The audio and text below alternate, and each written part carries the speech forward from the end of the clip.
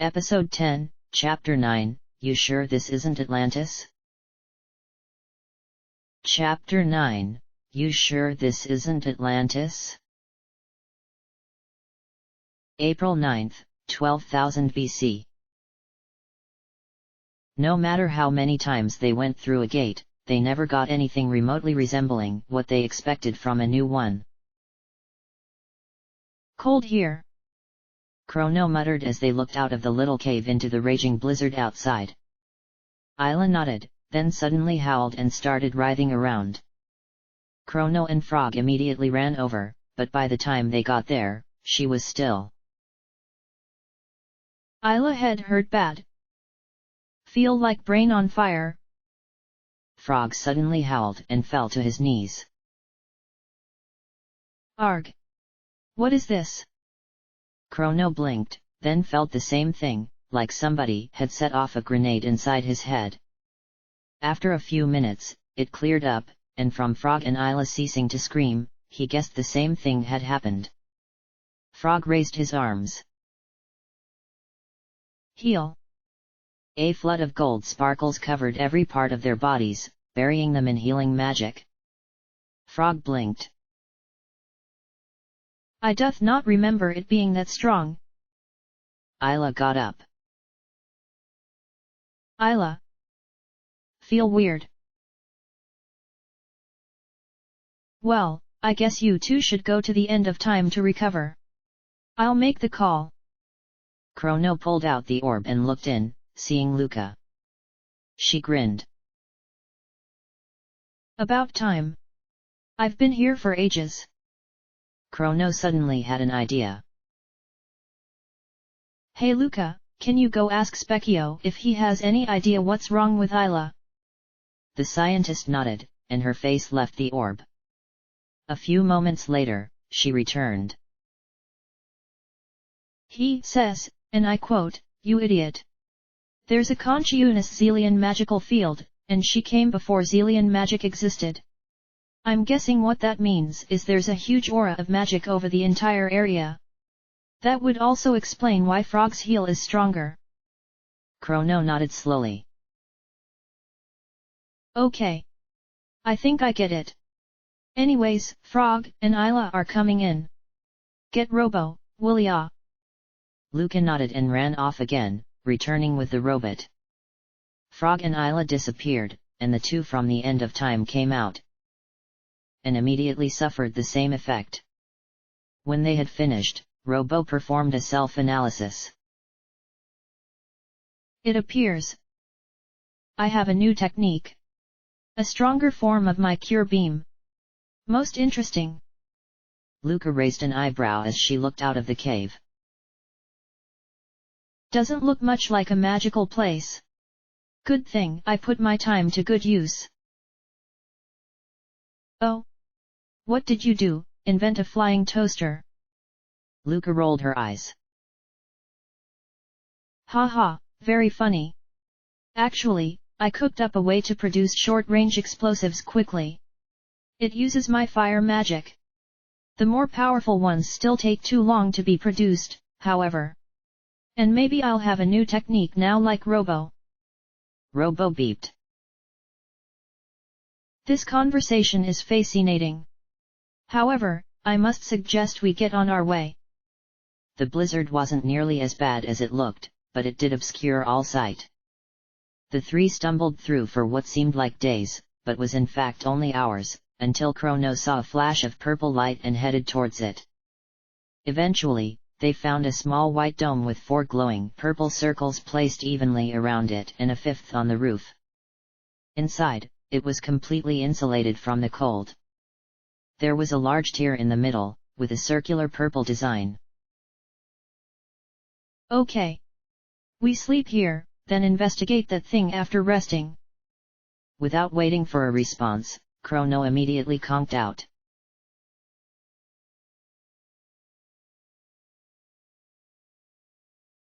He was rudely awakened some time later by a face full of snow. Ack! Sputtering, he wiped it off and glared at his two companions. Robo was laughing again, while Luca was actually rolling on the floor. Grinning, Chrono grabbed a double handful of snow from outside and dropped it on her head. Gah! When she had cleaned off, the three stepped onto the purple circle, which immediately began glowing and shot up a beam of light up through the roof. Their vision turned white. Whoa! Luca summed it all up in that one word. Even Robo was doing his best to jaw-drop at the sight before them. They were standing on a similar pedestal, without the building. It was in the middle of a beautiful grassy meadow, on a floating island. Chrono ran over to the edge and peered over, seeing the clouds around him and, far below, the ice-covered mainland. About a half-day's walk away, they saw a white city built of the same marble as the pedestal. Far away, they saw a much larger second island with a large mountain, but they could not make out any details. Robo was the first to speak. I am receiving an unusual sensation. I believe it is the emotion classified as wonder. Luca slowly nodded. Yeah. This place is beautiful. This explains that magical aura, Chrono added. Can you imagine the kind of power it would take to keep this place up? A kingdom of magic. Luca murmured softly. She looked over at the city. I can't wait to see what that's like. Let's go. As they walked, Chrono started to chuckle. What's so funny? Luca asked. We slept down in that building. And yet, this place was just a step away. It's just kind of funny, is all. Yeah.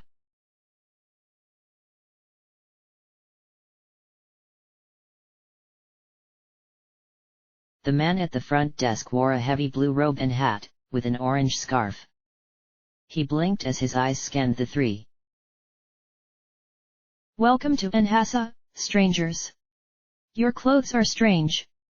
Are you travelers from a far-off land? Chrono decided that was the best course. Yes. We're explorers from the kingdom of Guardia. We had no idea that this place existed. The man stared. You haven't heard of the magic kingdom of Zeal? Impossible. Well, you hadn't heard of us either, so? Luca prompted. The man chewed on this for a moment, then seemed to accept it. That makes sense. Well, feel free to do whatever you will. Nhasa is a very relaxed city. Here, we attempt to interpret the prophecies that come from dreams. Chrono scoffed. Prophecies? Gimme a break. But wait, hold it. Azala could see the future, couldn't he? And Melchior and the old man were both talking about something like that. Oh, I assure you, we are quite accurate. The man protested. We have been at this for 1300 years, since the founding of the kingdom, and we have been accurate 97% of the time. What about that other 3%? Luca asked skeptically. The man looked embarrassed. Occasionally one of us will receive a message that is so ludicrous that it is obviously false. For example, one lady dreamed that our queen would destroy the world. Isn't that ridiculous? He laughed. Chrono nodded.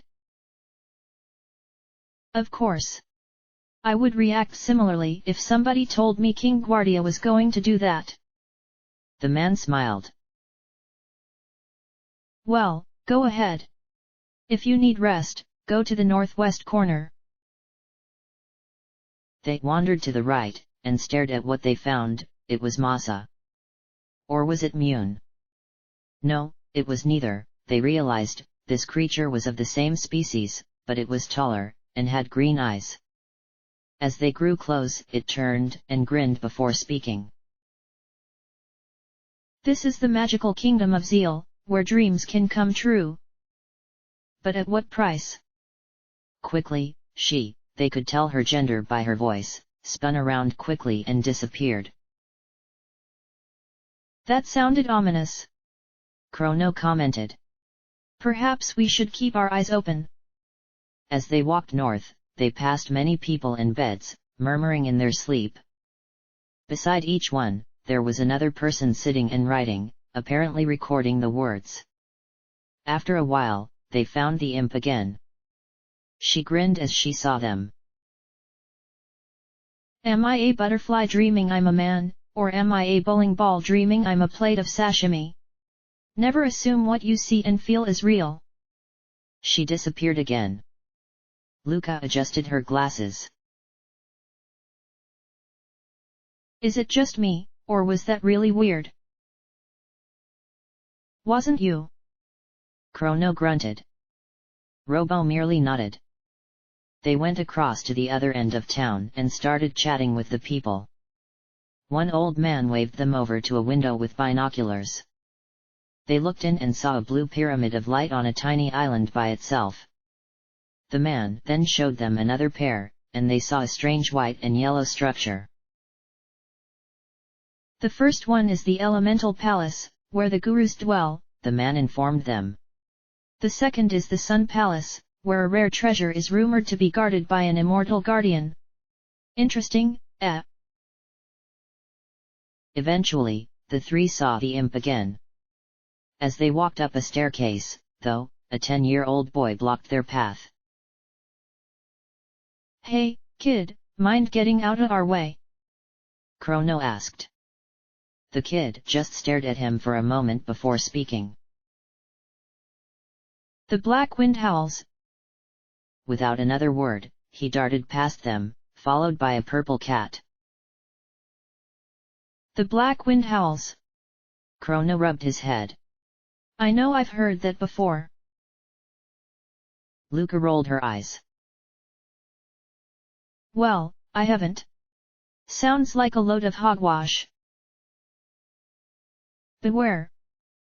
They turned to see the boy staring at them again. Robo spoke first. Beware. What? The boy didn't speak for several moments. One among you will soon perish. He spun and dashed through the crowds like his feet were on fire, and by the time they had recovered from the shock, he was gone. What the hell was that all about? Chrono said, worried. I don't plan to die anytime soon, and neither do you guys, right? Robo and Luca both nodded. Okay, then. We forget that ever happened. But as they left, Chrono still felt uneasy. The imp was gone by now, so the three decided now would be a good time to leave Nhasa and explore some more. The man at the desk was sleeping. As they walked out, Chrono noticed a strange red book. Book of Fire by Balthasar, eh? Chrono shrugged, then flipped it open. The book immediately burst into flame. Whoa! I didn't do it. Nobody saw me do it. You can't prove anything. I'm outta here. He ran for it without realizing that nobody was paying attention to him.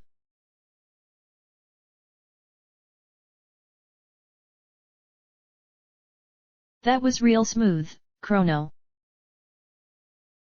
Shut up. It took the rest of the day to get to the next teleporter, and they decided to sleep the night in the fields next to it. In the morning, they were awakened by the sound of the teleporter activating. Chrono opened his eyes to see the little boy who had freaked them out in Nhasa disappear. Hold on. Wait. Hey, wake up you two. The three quickly followed the boy into another blizzard. Bah! Luca commented. He's gone. I detect a single life form moving south. Robo said.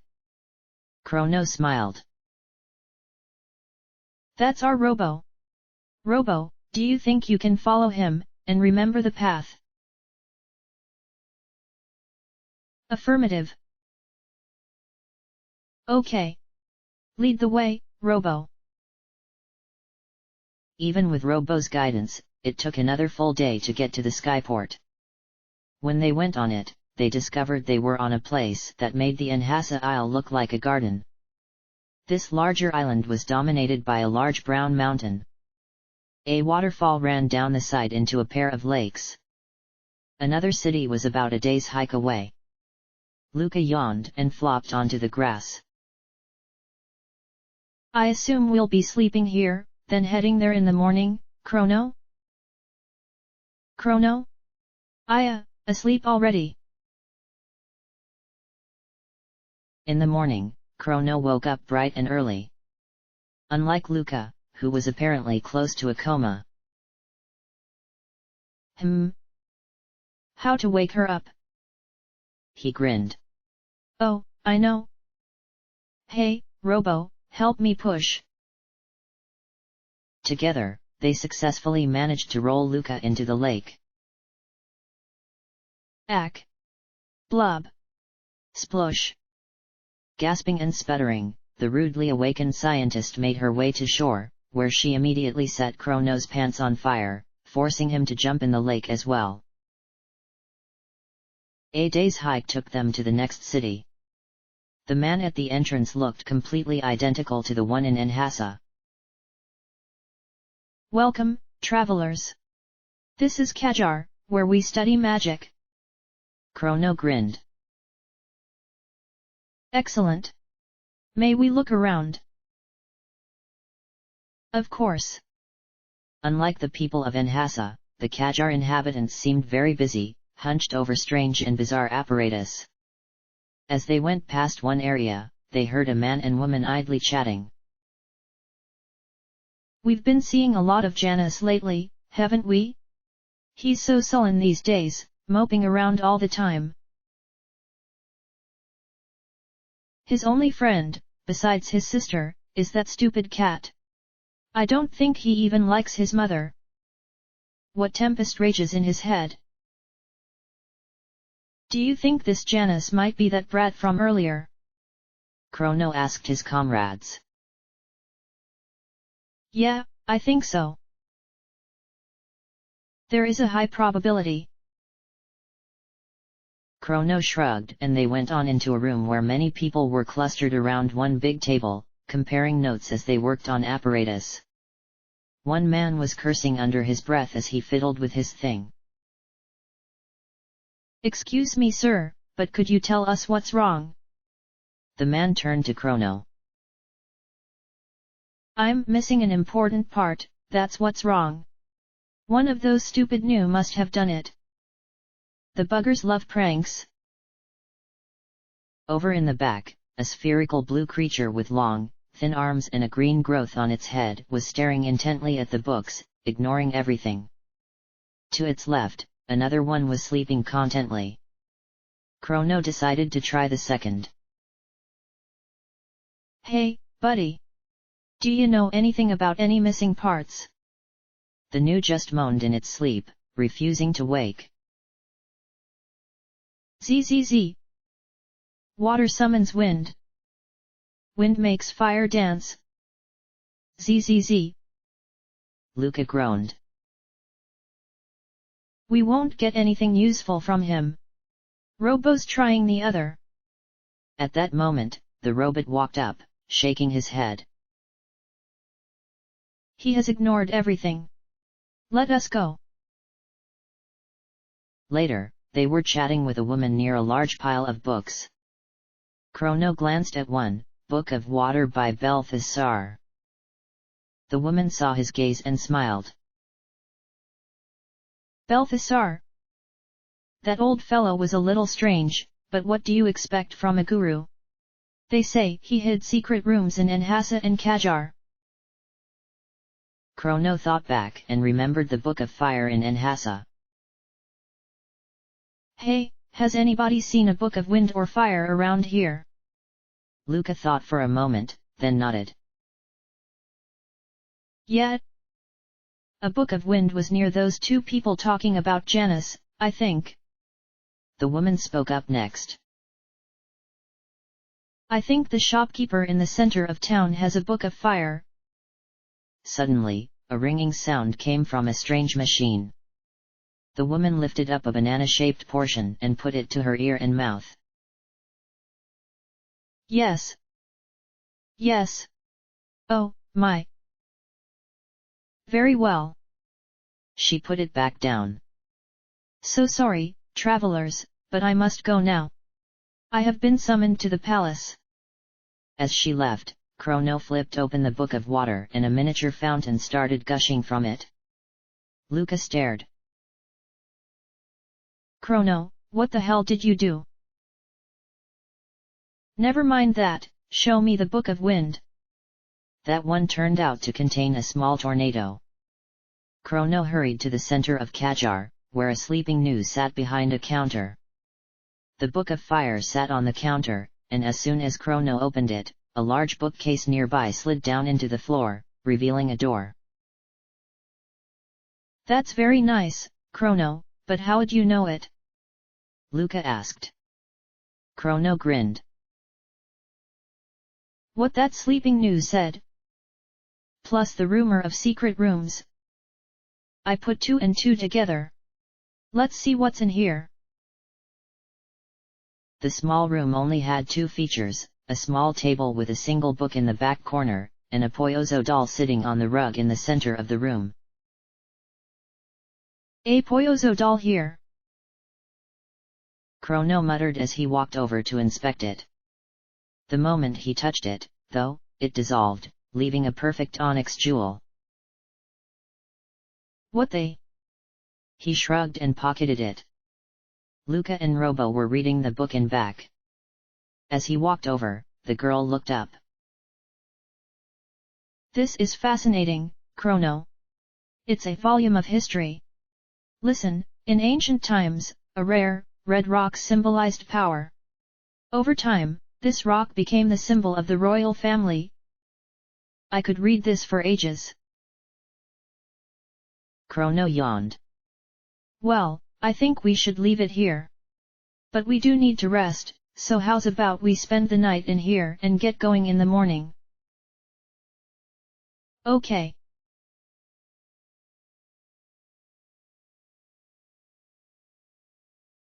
In the morning, their first stop was the strange dock to the west of Qajar. As they grew near, they saw that a large blue machine resembling a bird was docked. A pair of men in matching purple suits and wearing masks blocked the way. Who are you? As Chrono and Co were about to answer, another voice came from behind them. How's the blackbird? A muscular man, with long brown hair and matching cloak, wearing a blue jumpsuit. He blinked as he saw them, then started laughing. You 3 are the evildoers the prophet spoke of? Ha! I didn't think it would be this easy to find you. Chrono glared. He didn't like this guy. You wanna fight, creep? The man pondered, then shook his head. No, my assignment was simply to find you, not bring you in. I'd better report to the queen. He left. The guards rolled their eyes. That's Dalton, the queen's aide. He has a big head. The 3 nodded. The guards seemed more friendly now. The other guard gestured behind him at the huge machine. This is the blackbird. I'll bet you never guessed something that big could fly, did you? That thing can fly! Chrono exclaimed. The guard nodded. Oh, yes. It was built by Belphasar, the guru of reason. He's a genius. So I see. Luca murmured. I would like to meet this Belphasar. Once they left the docks, there was only one way to go, the mountain. They hiked up it all day, occasionally warping using shining golden pillars in a cave. As dusk settled, they finally entered the imposing white palace at the peak.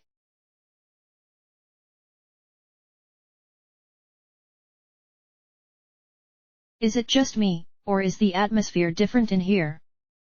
Luca whispered. Again, it ain't you. Chrono muttered back. Where Nhasa and Zeal had been vibrant and full of life, this place was deathly calm. The people worked silently and tirelessly. As the three walked forward down the main way, they suddenly found the way blocked by two yellow imps, one blue-eyed, the other violet. I wanna be the wind, Masa. Oh, you will someday, Mune. The three did a collective jaw drop, which was neat trick for Robo, since he didn't have a mouth. It was Masa and Mune. The imps continued their conversation, ignoring them. Big Sister Doreen's at Nhasa again. I know. That's because she likes dreams. I like the wind better. Whoosh. The imps obviously weren't moving, so the three decided to find another way around. If they had stayed a moment longer, they would have heard Mune say something very interesting. I wonder how old man Melchior is doing. Humans can be so odd. After a few minutes, Luca found an overhang that went across the entire huge room. As they walked across it, they found Anu polishing the rail. Without turning around, it spoke to them. Could I ask you a favor? Chrono shrugged. Sure. What is it? Could you scratch my back? Chrono saw the creature's arm weren't long enough to get around its spherical body, shrugged and complied. Triple O. As he touched a specific spot, it jumped 5 feet in the air. Yo. Thank you. Chrono thought as they walked away. I'll have to remember that spot. It could come in handy. After a few more minutes, they got to the back of the room, where 3 doors stood, Anu sleeping next to each. Chrono shrugged and placed his sword on the ground, then spun it. It ended up pointing to the rightmost door. The door led to a small Y shape, but more important was Janice walking through the right one. Should we follow him? Robo whispered. Chrono nodded. Yeah. I wanna find out what the hell he meant. However, it seemed Janice was otherwise occupied. When they went in, they saw him walking up to a beautiful young lady in a purple robe with blue hair. Shala. The young woman turned calmly to face him. Janice, is something wrong? The boy nodded slowly. The black wind. Shala bit her lip. You can feel it too? I wasn't sure. Don't worry, it'll be all right. She held out something to him, and he took it curiously. What's this, Shala? It's a kind of amulet. If something happens, it'll protect you. She sighed. I wish we could be together always, little brother. But mother has other plans. Janice looked up at her grimly. Shala, mother's dead. She gasped. Janice. Mother's fine. He shook his head stubbornly. That's not mother anymore. It looks like her, but inside, she's changed. Our mother is gone. Shala nodded slowly. I know. Suddenly, a woman walked in. It was the woman who had shown them the Book of Water at Kajar. Miss Shala, the Queen desires your presence immediately. Shala sighed. Of course. She walked forward and saw the trio. Chrono winced inwardly. We're in for it now. But Shala did not seem mad. Her face stayed calm and kind. Oh, who might you be? The lady turned. Miss Shala, please. If we take long, the Queen will punish me. Yes, we can't let that happen. I'm sorry, strangers, but I cannot talk with you now. The two exited, leaving a severely ticked-looking Janice staring at them for a moment before turning to face the wall. Luca walked up. Hey, kid, what did you? Go away. But we just want to. Go away. She sighed. Janice wasn't talking, apparently. She turned to the little purple cat below, but it just hissed at her. Janice didn't turn. Don't bother. Alphador doesn't like anybody except me and Shala. Luca just turned back to her friends, and all three left. Back in the main room, they saw Shala going into the center door and followed. This led to a main hall, and Shala was at the end, facing a strange black door with a silver emblem on it. They saw her hold up a pendant to the door, and Chrono jumped. It looked just like Marl's. Well, not just, Shala's was glowing strangely. But besides that, it was completely identical. For some reason, Chrono had a very clear memory of Marl's pendant.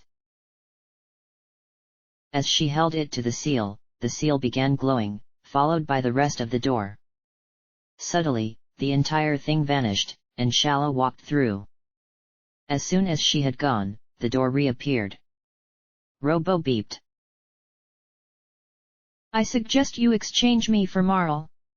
Her pendant may have a similar function. A moment later, the exchange was made, and the princess smiled. I've been watching as usual. Let's try. She held up the pendant, but there was no response. She pouted. Ah, pooh.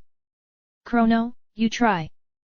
He nodded and took the pendant, but the door did not respond to him any more than it did for Marl. That was when Marl got her introduction to the magical field. Somewhat dispirited, they headed back out and entered the leftmost door. It led to a spherical room with a strange, mutated statue in the center. Red light shone out from it, and many Zealans gathered around it. One man walked over as they entered. This is the hall of the Mammon Machine. It is our shrine to our god, the great and mighty Lavos. What? A collective jaw drop. The man blinked. Yes, our god is the great Lavos. All magic descends from him.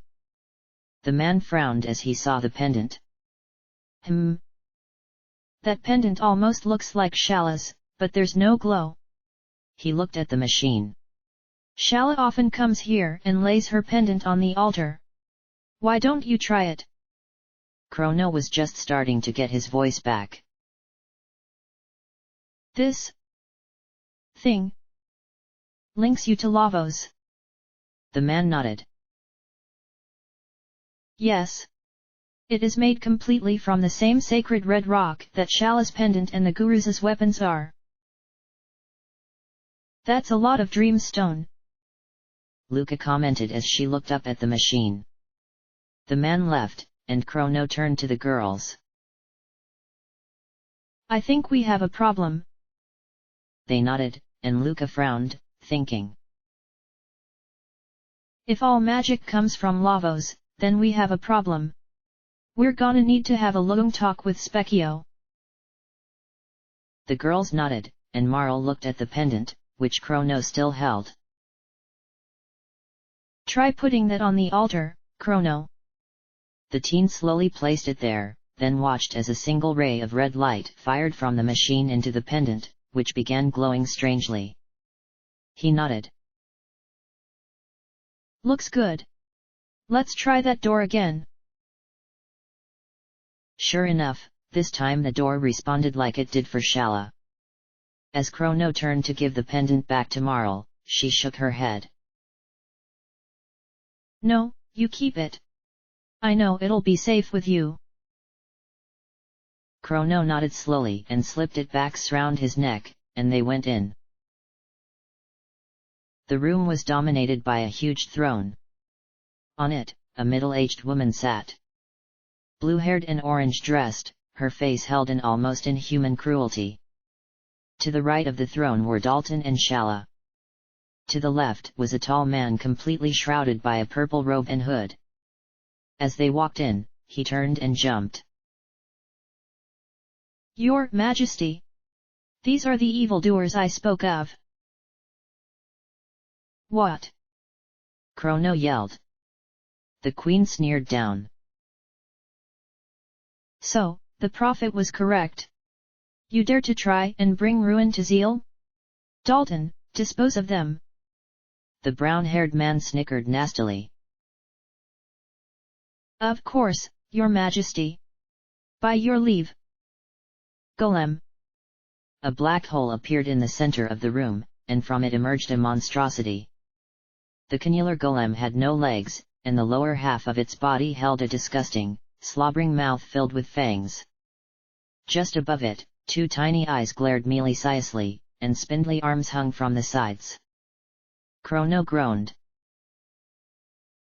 Figures we'd have to fight. Lightning. The golem squealed as the bolt hit, but then it said something odd. Copying lightning.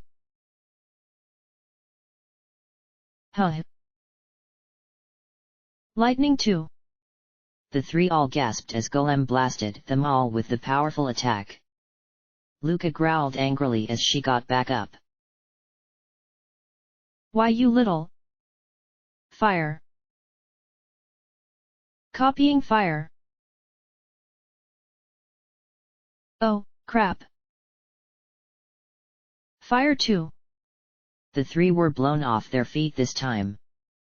Marl slowly rose. Blast you! Ice. Copying ice. Oh, rats. Ice too. The last blow was too much, and the three collapsed. Marl and Luca were out like lights, but Chrono stayed up long enough to see the queen clapping and laughing. Excellent work, Dalton. It's about time we moved the Mammon machine, so why don't we throw them in that stasis field? Mwahahaha.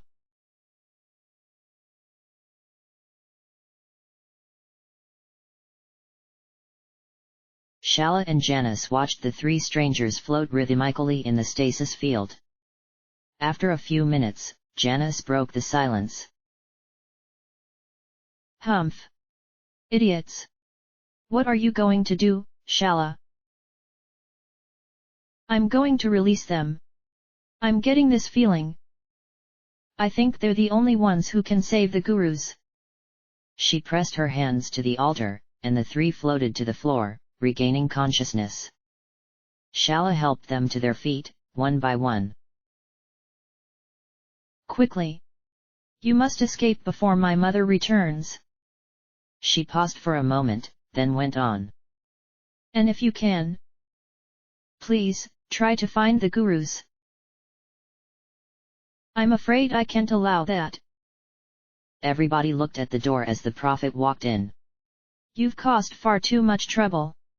You'll have to just disappear. Shala's eyes went wide, and she stepped between the prophet and the three. No, you can't.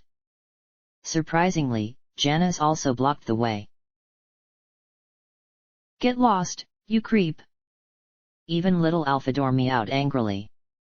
The prophet seemed unusually fazed. Okay, I'll let them live. But in return, you will cooperate, Shala. All right. Good. Now, show me how you came to this land. It took several more days to get back to the cave with the gate. Eventually, they made it, and the prophet spent a few minutes gazing intently at the gate before speaking. So, this is how you came here? Very well. Shala, after they go in, you will seal this portal. She gasped, outraged. No. I won't. Do it. Their lives are at stake. The prophet snapped. She sighed. All right. Chrono opened the gate, and they stepped through. When the gate closed, Shala stepped up to it and began chanting. A red pyramid of light covered the gate. Forgive me. April 14th, 65 million BC. As soon as they exited the gate at the Tyranno lair, it was sealed with the same pyramid of red light. Chrono groaned and shook his head. Well, we're not going back there in any hurry. Now what? Any ideas?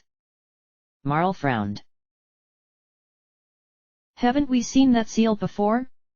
On that door in the future. Lucas suddenly jumped. And those weird black boxes? They have that seal too. Chrono grinned. Okay.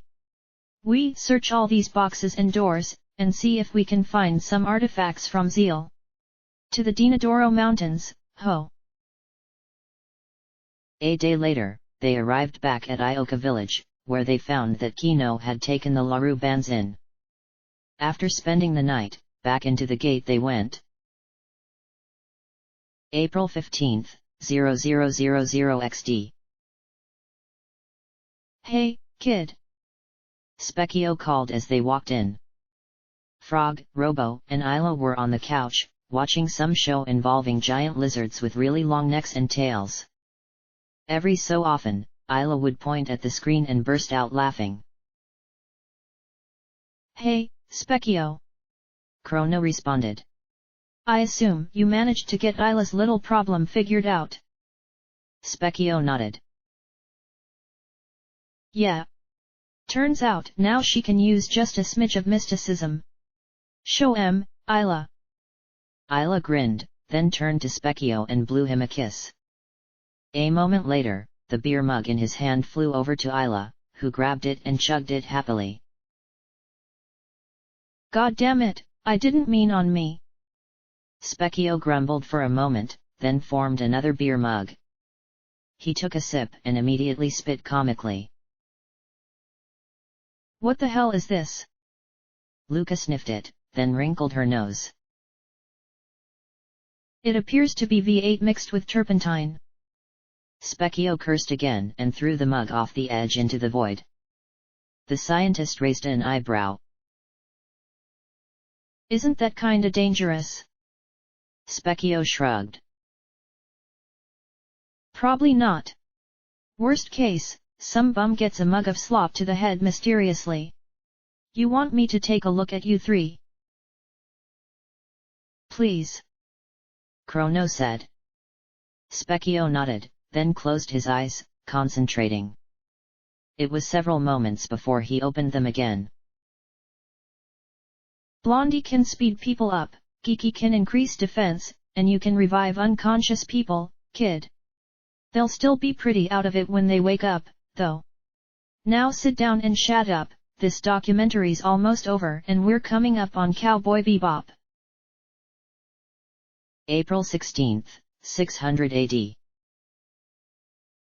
So, there's one in the inn here, Chrono? Marl asked as they walked into truce. Yup. Saw it in 1000 AD when I was a brat, and sure enough, it was here last time I came. Luca scoffed. When you were a brat. Shut up. When they arrived at the inn, they immediately went up and found it. Chrono touched the pendant to the box, and it turned blue. A melodious voice spoke from it. Do you wish to open the package? Before he could say yes, Luca suddenly yelled, No. The box faded back to black, and the voice spoke again. Power-up sequence initiated. Chrono looked at her, irked. Okay. How'd you know? She grinned. What would you do if I told you I see the future?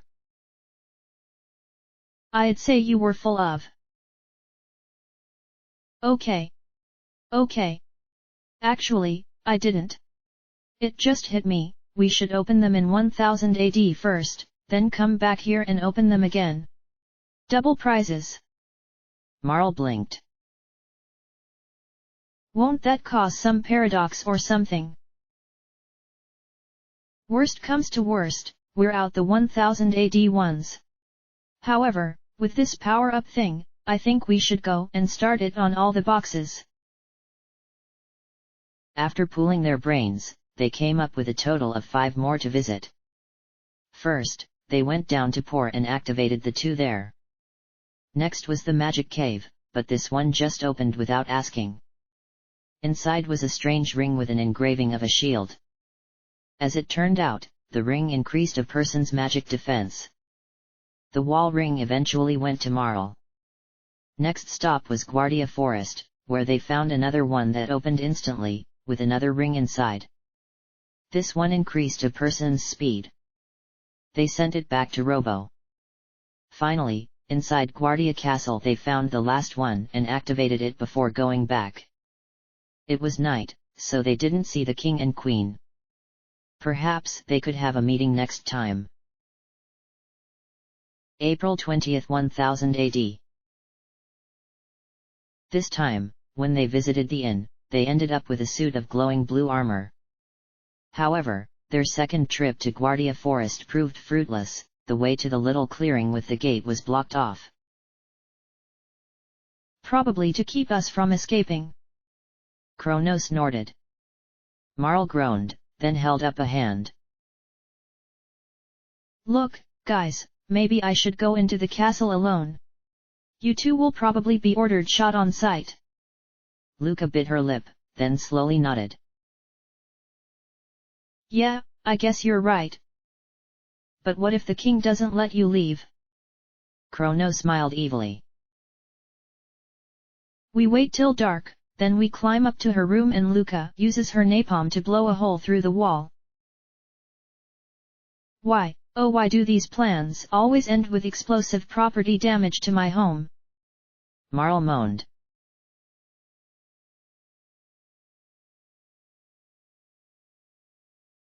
Princess! The 2 guards yelled as she walked in. A moment later, the Chancellor came running up.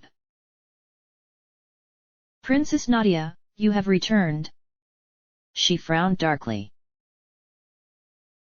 Chancellor, I'm not in the mood for. Haven't you heard? The king has put Chrono's sentence on hold. Marl's eyes went wide, and she broke into a wide smile. So, he does care for me after all. The Chancellor shook his head sadly. My dear, I wish it could be so. But the truth is, he is only doing it to keep the kingdom quiet. It's all he really cares about. Marl blinked. What? That's not true. He covered his eyes. I'm sorry, Princess, but it is. Your father only has eyes for Guardia. Even when your mother, Queen Eliza, died, he could not come to her side. Said he had some work to do.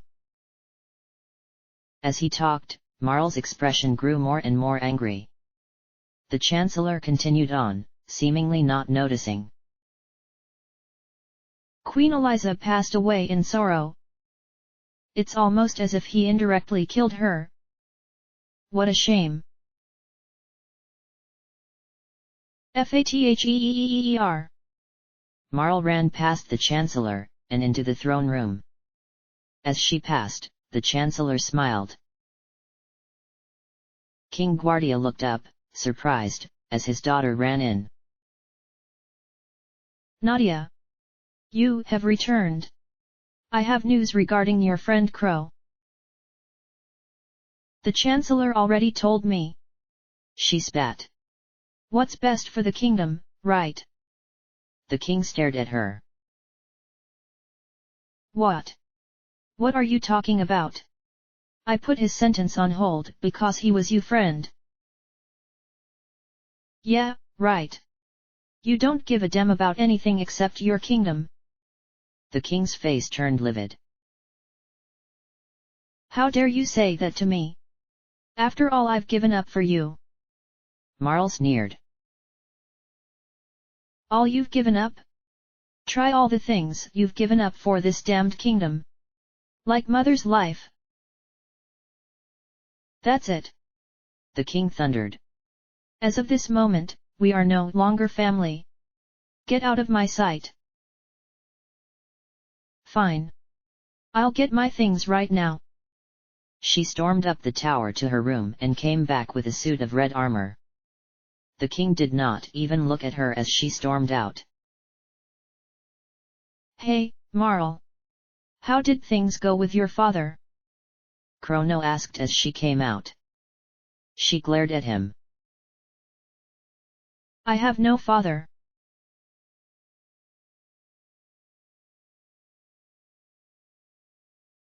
During the several days' trip down to Por and back, Marl was completely tight-lipped about the castle incident.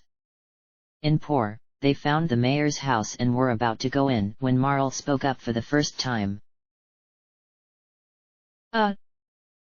Guys, we can't just take them. The mayor of Por is notoriously greedy.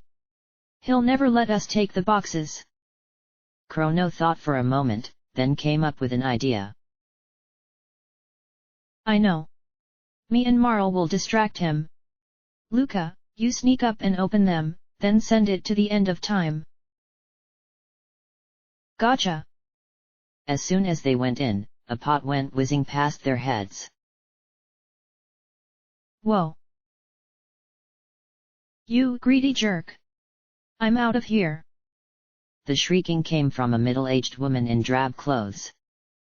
The object of her attention was a sleazy-looking man who was sitting on the couch, apparently unconcerned. Luca crept up the stairs. Big deal. You cost too much to keep up, anyways. The man sneered. The woman looked as if she was about to explode as she stomped out the door. The man's sleazy eye shifted to Chrono. Hey, kid. I'll give you a 5 gil if you act like a chicken. Chrono resisted the urge to deck the jerk. Buck-hawk. Ha ha ha ha hey yeah. Here you go, 5 gil. Chrono turned to see Luca snickering. As they left, he asked her, How long were you standing there?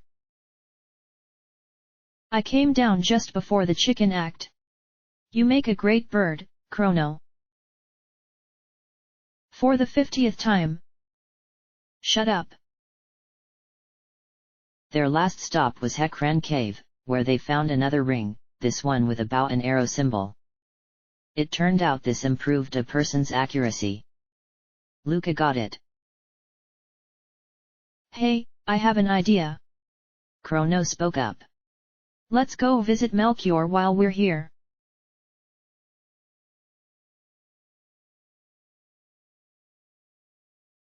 Chrono, boy. Melchior smiled. What have you been up to? Did you manage to beat Magus? This prompted a triple jaw drop. The old man laughed at this. Please. You think I didn't know what you were using it for? Now come in and sit down. I'll make us some tea and you can tell me what you've been doing. An hour later, they had filled him in on everything. Melchior nodded his head slowly. So, that's what happened. He walked over to the window and pointed to a spot north of Medina village. There's a place I think you should go visit. Look up north of the village, please. Luca frowned. Well, if you say so. A day later, they were back in Medina. As they passed by the village square, Chrono glanced up onto the pavilion and promptly gagged. The last time he had been here, the mystics had been worshipping a statue of Magus.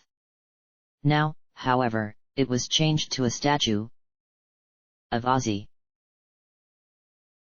So, that fat freak survived, he murmured as he gazed. Then he saw that Marl and Luca were far ahead of him. Hey, wait up! So, when do you think we'll see this thing? Marl asked some time later. Chrono rolled his eyes. Beats me. Maybe the old guy's just gone sen. Homina homina homina.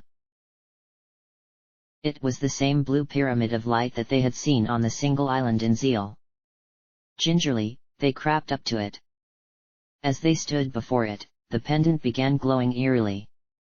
A blue spark shot out of it and flew to the point of the pyramid, then split into 4. Each spark slid down to a corner of the pyramid, where there was a blue orb. As the sparks touched the orb, there was a flash, and the pyramid vanished. Where it was, there was a stone platform covered in ancient designs. On it, Anu stood between 2 boxes. The seal has been broken.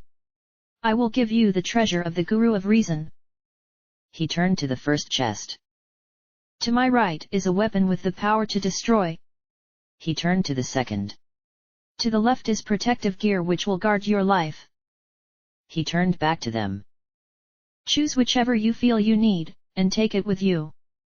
He closed his eyes and sighed long and loud.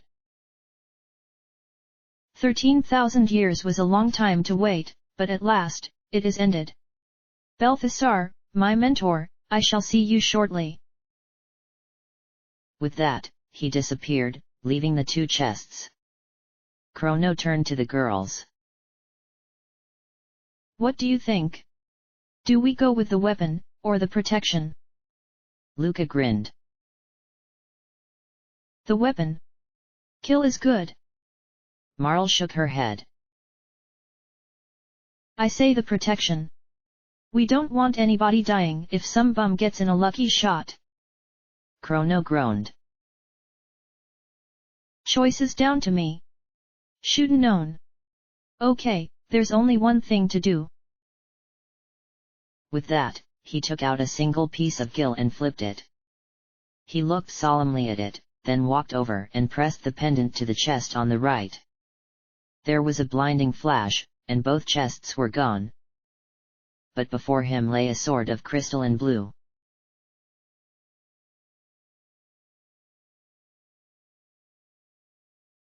Yes, Melchior said softly as he examined the blade. Just as I thought.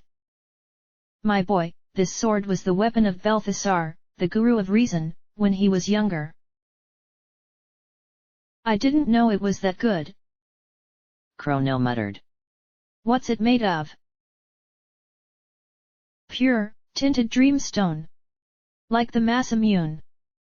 Melchior gave the sword back. Now, I suggest you go and talk to the old man at the end of time. How do you? Yeah, I know, you can't tell us now. Well, thanks anyways, Melchior. April 23, 0000 XD. The old man said. What they? Oh, you guys. How've you been? Pretty good, actually. Chrono smiled. Except there was this place called Zeal. Chrono blinked, then nodded. The old man smiled under his hat. I've been watching the whole thing, boy. Now, where you need to go is Back to the Future. Oh, yeah. Chrono snapped his fingers. Those doors. Yeah, and more. When you're done looting, look for the Keeper's Dome. Excuse me? Luca yelled. Looting. Well, isn't it? The old man retorted. Well, yeah, but looting just has a not nice ring to it. This caused everybody else to break out laughing. Luca turned red. Let's just get going already. April 27, 2300 AD. I had forgotten how bleak it is. Luca muttered as they walked from Lab 32 to Aris Dome, following a successful rematch with Johnny. They had already gone back to 600 AD and reopened the chests. This time, they had found mail vest instead of full suits of armor. They had yet to ask Specchio if he knew anything about them. As they entered the dome, Dome looked up and smiled. Hey, everybody! They're back! A resounding cheer came from the residents. Chrono and Co. mock bowed, then walked over to their old friend. Hey, Don! How's the seed doing? Don held up a battered clay pot. In it was a glowing green plant.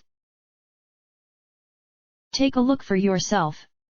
If it keeps growing, we may have hope after all. By the way, some guy from Trandome managed to fight his way here, and we gave him a sapling. If he can make it back, and I think he can, then those people'll be better as well. That's great, Don. If you'll excuse me, there's something we have to get in your basement. The password worked as well as ever, and they easily found the door. It opened just like the one at Zeal. Inside was a dimly glowing robe. Marl took it off its hook and tried it on, and it fit perfectly. Chrono smiled. Looks good on you. Thanks. She gave him a peck on the cheek. Luca rolled her eyes. Right, if you two are finished. They stayed the night at Aris Dome before heading east through Lab 16. This time, the monsters all squealed and ran after the first encounter, in which Chrono had blown 3 mutants to dust with his lightning too. At Trandome, everybody was clustered around a pot with a plant much like the one at Aris. In one corner, the guy who had greeted them almost 2 months ago was resting, with many bandages on him. The three didn't disturb the people, they just crept around and opened the door. Inside was a suit of armor that was glowing like the robe had. Chrono immediately tried it on and found that just Marl's robe had, it fit perfectly. The final door, in the uninhabited Bangor Dome, turned out to have only a small grey jewel. The gate, however, led back to the end of time and opened the gate to the meadow in 1000 Adsguardia Forest, where they claimed the final chest, a ring with a sword on it. Chrono took the muscle ring, and then they went back to 2300 and Aris Dome. Back already? Don asked as they walked in. Yeah, we got what we wanted. Has anybody heard of a place called the Keeper's Dome? The people stared blankly at each other and conversed in whispers. After a few minutes, one woman walked over to the group. I think you want the old guy living down near Death Peak. Talk about crackpots. You can get there via the sewer access. Chrono nodded. Thanks. See yes.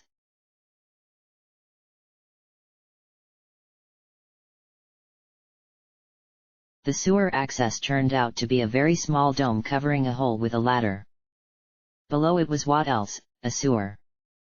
As they entered, a tiny yellow figure with purple wings flew up. Intruders! Must tell Sir Crawley. With that, it was gone as quickly as it came. Chrono rolled his eyes. Great! More trouble! What's next? The attack of the fish people. On cue, 2 fishman nereids poked their heads out of the water. The teen snorted. Figures. Lightning too. The effect on water was fairly predictable. He looked to the left, then shook his head. Bridge is out. We have to go south. As they proceeded, they suddenly caught sight of two yellow frogs croaking at each other next to another missing bridge. Gribbet! The bridge was here. It was. The smaller one protested. The larger one scowled as well as he could. Then where is it, Gribbet? It didn't just get up and walk away, did it? Suddenly, he caught sight of the three. Somebody's coming. Let's scram, Gribbet. The two frogs ran down a flight of stairs. Chrono shrugged. Big deal. We don't have time to chase frogs. Where do we go? Luca frowned. Looks like the only way to go is down those stairs. Of course. Once they were down there, Chrono saw a sheet of paper. I've had it. The fish people attack if I make a single noise. I'd rather have my gums scraped than have to fight those fiends. Let's be really quiet, Chrono whispered to the girls. On they went, passing various things. A mangy alley cat. A tin can and a trash can. A wedge of moldy cheese. Finally, they got back up to the second floor, and were immediately staring down a cluster of egg-like creatures. The only break in the shell was a mouth that extended around the entire thing, filled with purple slime. A few minutes later, the three continued on, severely gooked up. Hey, it's those two frogs again, Chrono whispered. They were on the other side of a thin alley, and the flunky was pointing at a wall switch. Press this, and the door opens, Gribbet. The boss crossed his flabby arms. So press it, Gribbet. The flunky tried vainly to get up to it several times before giving up. It's too high, Gribbet. The boss snorted and shook his head disapprovingly. And you call yourself a frog? Gribbet. Suddenly, the boss discovered Chrono and CO standing right next to him. Gribbaahhhhh. Chrono laughed. Let me help you with that, guys. He calmly pressed the switch. Across the gap to the right, a cybernetic door opened. The frogs blinked, unmoving. Luca crouched next to them. How's this for a deal? Since we helped you, can you show us the way out? The boss frog slowly nodded, and the two proceeded back through the alley, then around the back. Good thing we didn't come through here our first time around, Luca commented as they walked. We would have been creamed. Oh, I think we could have handled it, Chrono said nonchalantly.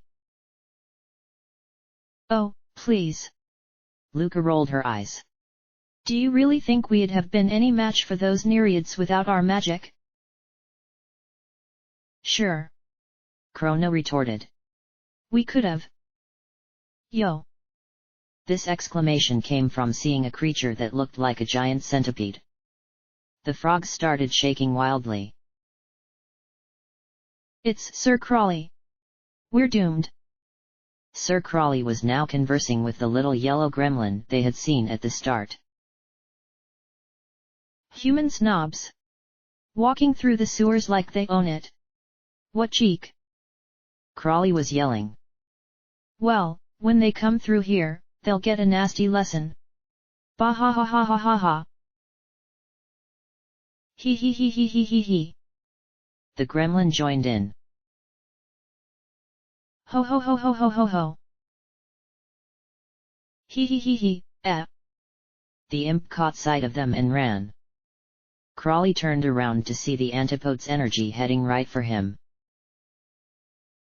Oh, Crawley exploded in fire and ice, sending chunks of flaming and frozen gook everywhere. Nice job, Chrono noted. Luca frowned. Imagine what we could do if we got level 2 spells like you, Chrono. The rest of the trip through the sewers was uneventful. At the end, as they were about to climb up, Chrono spotted another switch and pressed it.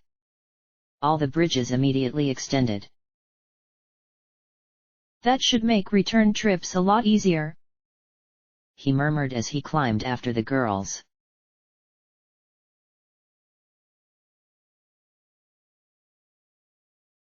They were now on a relatively large island southwest of Eris. The only two features besides the sewer access were a huge, blue mountain and another dome. The Keeper's Dome, Marl murmured as they entered. Machinery and computers were everywhere. The only sign of habitation was a new sleeping in front of a screen near the entrance. As they walked over, it rose. Greetings, again, it said. Chrono blinked. Have we met? Oh, yes. I gave you that blade you now hold. Chrono stared at the swallow, then shook his head. Well, whatever. We need to talk with the keeper. The Gnu shook his head. I'm afraid you cannot. The professor's programming was, in a sense, his own eulogy. Only his last invention remains, and my last task. Chrono facepalmed. He's dead? We came all this way for nothing. The Gnu shook its head slowly. Not dead. Insane. He succumbed about a month ago. I have not seen him since. It frowned. And your journey was not in vain. Look in the back. With that, it dropped back into slumber. In the back was one more sealed door, but instead of treasure, this door held only darkness. As they entered, a spark of light began moving. As the three followed it, a recorded message began playing. To those who opened the door, I am Balthasar, the Guru of Reason. I once lived in the kingdom of Zeal. A great disaster in Zeal somehow threw me into this era. To my surprise, Lavos exists here, and, I suspect, in other periods as well. Eons ago, Lavos descended from the heavens. Burrowing deep into the world's core, he began to consume our planet's energy, and grew stronger. Lavos disappeared briefly when he was summoned away by a mighty wizard who lived in Guardia, in the year 600. Magus, Chrono whispered. In 1999, Lavos claims this world, and reigns from high atop Death Peak. Lavos continues to replicate. Like a giant parasite, he is consuming our world. Forced to live here, I continued to conduct research on Lavos. But I am growing old. Old, even for a guru. And it's impossible to keep sane in such trying times. So before I lose it completely, I shall safeguard my data, and my ultimate creation. The recording let out a long sigh. How I long to return home. But I have grown frail. Weak. So you, who have opened the door. I leave things in your hands. I charge you with this task. Only by mastering time itself do you stand a chance against Lavos. The odds will be against you. But I am a guru, and I have seen what is to come. You are true heroes. The world is in your hands. The recording gave a weary chuckle, then resumed. Open, now, the last door, and take what you find there. My last, greatest invention, and your next ally. My wings of time. The recording stopped, and Chrono saw that they were in front of another sealed door. Silently, he raised the pendant, and they walked inside. It was a large room, bare of all things except one, a giant, golden vehicle in the center. Luca walked around, observing it from all angles. "This must be the invention Balthasar spoke of," she muttered. "This is amazing." Marl frowned. "How do you tell the front from the back?" Luca straightened up, ready to deliver some insult, but she was stopped by a voice like the one on the recording. Ah! No fighting in the hangar, please." It was the new. It was pushing a connected block of 3 seats to the front of the Epoch. When it was done, it turned to them and grinned. "Scared you, didn't I? It's me, Balthasar." Triple jaw drop. "But I thought Balthasar was human." Marl squeaked. The new nodded. "I am." It frowned. "If there's anything left of my body, that is. Anyways, what I did was copy my memory into my assistant. What'ya think?" "Seems kinda cruel," Chrono admitted. The new laughed. "Hey, it was his idea." He sobered. "Anyway, there's something I need to explain. Namely, how to transcend time." He showed them a diagram of the control panel. "Okay, the Y button will bring up the time gauge. Once it's up, the L and R buttons will select a time. The A button will activate the time selected when the gauge is up, and open the hatch when it's not. The other buttons don't have anything assigned to them yet, so feel free to add some enhancements." He paused. "Oh yeah. Before you go, why don't you name it?" Chrono turned to the girls. "Any ideas?" "Titanic." "Millennium Falcon." Chrono rolled his eyes. "You two have been watching too much of Specchio's TV. Okay, smart guy, why don't you come up with something?" Luca snapped. Chrono turned to the machine and laid his hand on it. "I think we should call it the Epoch." "Epoch. Perfect," Marl said. Luca couldn't help but agree. The new smiled. "Hop aboard." Chrono got into the lead seat, and Marl and Luca took the ones behind him. He followed the instructions, and a gauge popped up. "What say we show the others this first?" he asked the girls. They nodded, and he set it for the end of time, then started it. Immediately, everything around them began flashing a brilliant white, and there was a crack of lightning. They found themselves traveling through a brilliant orange time stream at incredible speed. "Eek!" Marl screamed, looking over the edge. "Traveling at warp speed," Luca announced. "Epoch's capable of this speed. It doesn't even have jets." Chrono yelled. Luca's reply was drowned out by another crack of lightning. May 1st, 0000 XD. The Epoch was parked at the dock near the end of time, and the 3 quickly disembarked, grinning openly at the stares of everybody else, who had ran out when they heard the noise. Chrono idly noted that Specchio had changed form again, and now resembled an Omnicron in red armor. The old man was the first to recover. "Well, what'ya know? You found it, huh?" For the first time they could remember, he left his lamppost and walked over to the Epoch, looking at it for a long time. "The wings of time." He turned back to the group. "You know where you need to take this?" "Zeal." Chrono nodded. "We're going after we rest up from the future. That was not a fun trip." Luca yawned. Actually, I think I'll stay behind. You guys take Isla. The cave woman let out a triumphant war howl at this announcement, then suddenly jumped and ran back inside, followed by Frog and Robo. What was that all about? Chrono asked Specchio. The shapeshifter shrugged.